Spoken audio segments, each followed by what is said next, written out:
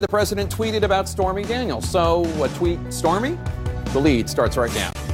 President Trump trashing the sketch of a man who allegedly harassed and threatened a porn star on his behalf. Probably not the best way to prove you don't engage in intimidation.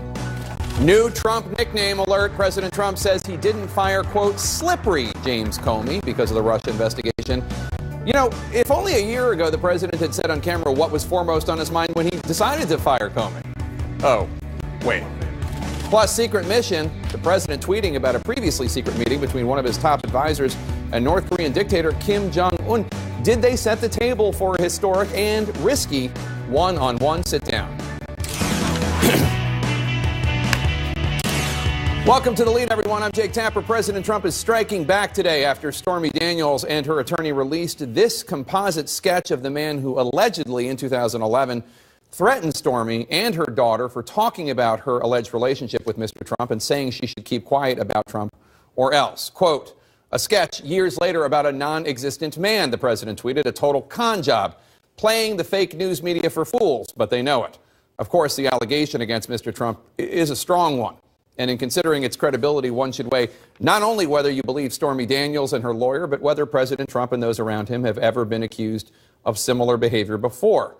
Parents, some of the language gets a little spicy, so you might want to hit mute for the next 30 seconds. In 2009, BuzzFeed reports that as Trump's casino business faced bankruptcy, a lawyer for Trump's investors claimed to have received a disturbing phone call saying, quote, my name is Carmine.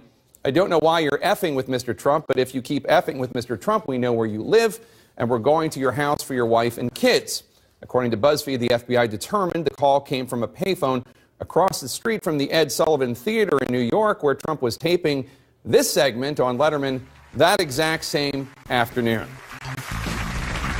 Trump's attorney, Michael Cohen, called that charge, quote, complete and utter nonsense. And speaking of Mr. Cohen, who, by the way, is currently under criminal investigation, in 2015, the Daily Beast published a story including a disturbing allegation by Ivana Trump against Donald Trump while they were married.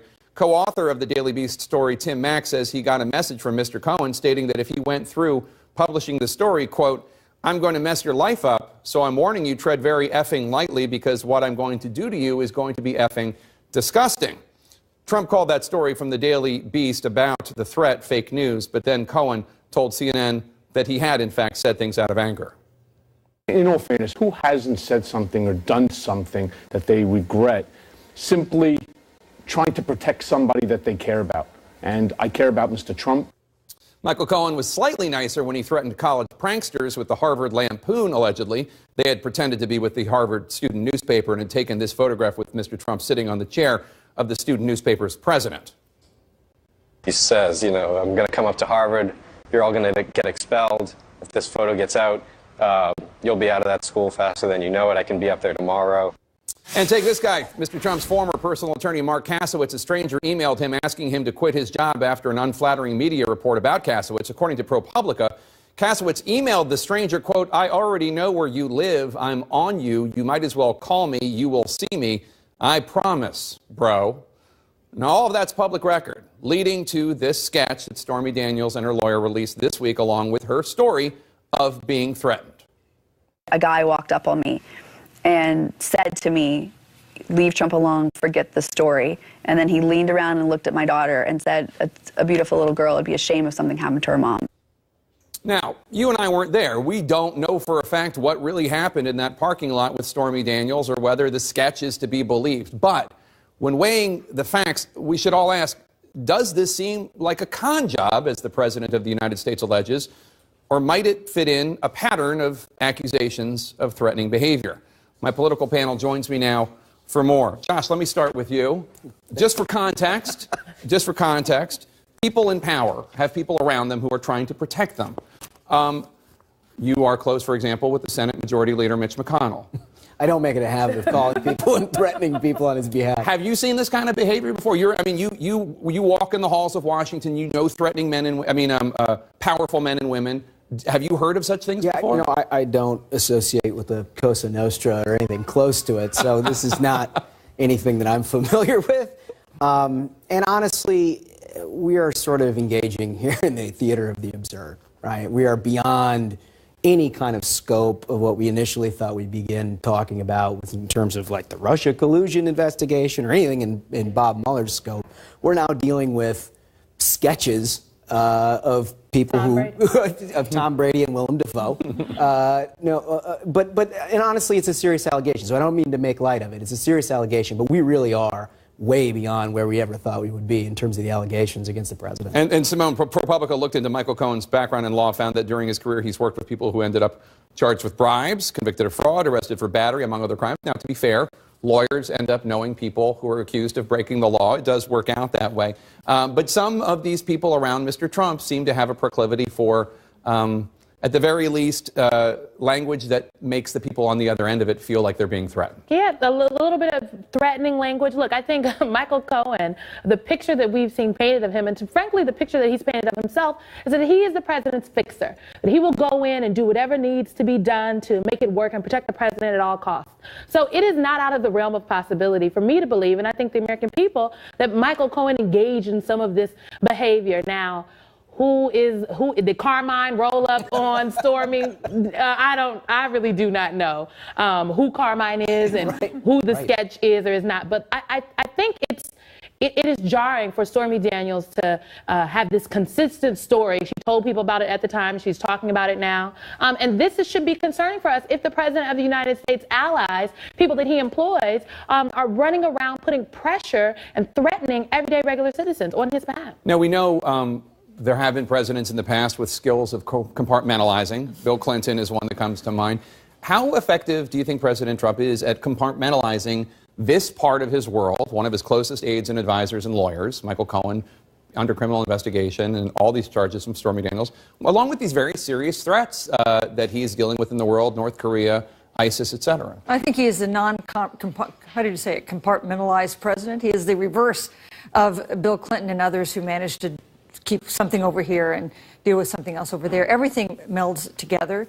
And you see the response to Stormy Daniels, which he'd spent a long time, he'd spent months carefully not responding to Stormy Daniels for reasons that we thought made all kinds of sense, both legally and politically. And now he is into it in a big way. And by the way, who among us has not threatened other people? That would be most of us.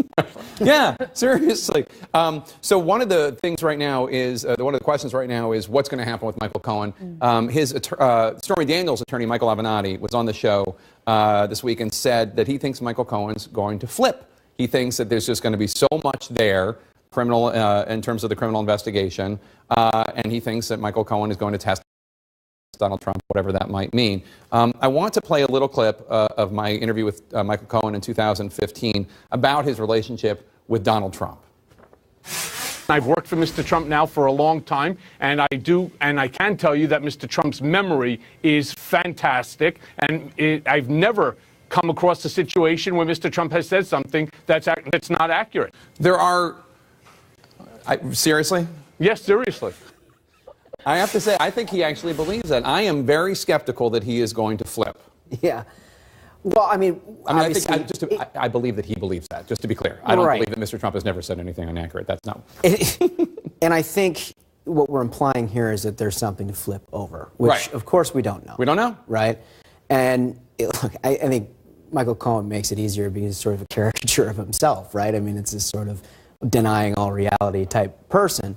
But we don't know. I mean, we really don't know what's going on there, or if there's anything that incriminates President Trump or Michael Cohen or anything else. All we know is his offices have been raided, which, of course, is of concern to the Trump administration. But beyond that, raided offices is no small matter when you're an attorney. Like there was a long process that had to go through before they raided Michael Cohen's office.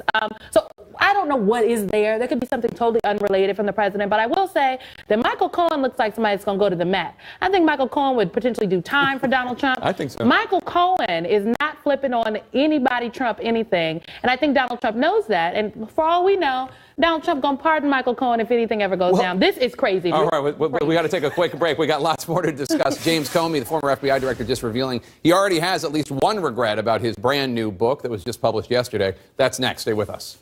What are you waiting for? Do it! Just